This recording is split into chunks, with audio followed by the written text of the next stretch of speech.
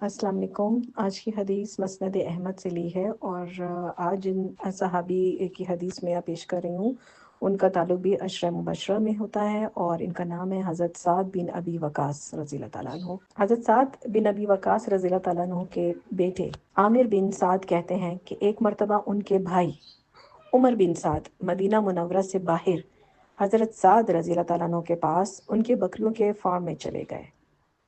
जब हज़रत साद रज़ियल्लाहु ताला अन्हु ने उन्हें देखा तो वो परेशान हो गए कि अल्लाह खैर करे, कोई अच्छी खबर लेकर आया हो, और कहने लगे कि इस सवार के पास अगर कोई बुरी खबर है तो मैं इससे अल्लाह की पनाह मांगता हूँ। जब वो उनके करीब पहुंचे तो कहने लगे, अब्बा जान, लोग मदीना मुनव्वरा में हुकूमत के बारे में झगड़ रहे हैं और आप देहातियों की तरह अपनी बकरियों में मगन हैं। हज़रत साद रज़ियल्लाहु ताला अन्हु ने उनके सीने पर हाथ मारा और फरमाया, खामोश रहो। मैंने नबी सल्लल्लाहु अलैहि वसल्लम को ये फरमाते हुए सुना है कि अल्लाह ताला उस बंदे को पसंद फरमाते हैं जो मुत्तकी हो, बेनियाज हो और अपने आप को मुख्फी रखने वाला हो। अब इस हदीस से हमें कुछ अहम नुकात समझ में आते हैं।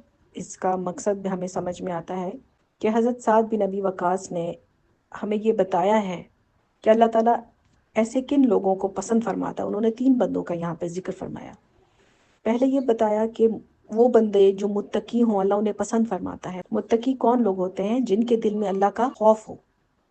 जिस इंसान के भी दिल में अल्लाह का खौफ होता है तो फिर वो एक कदम भी गुनाह की तरफ नहीं बढ़ा सकता।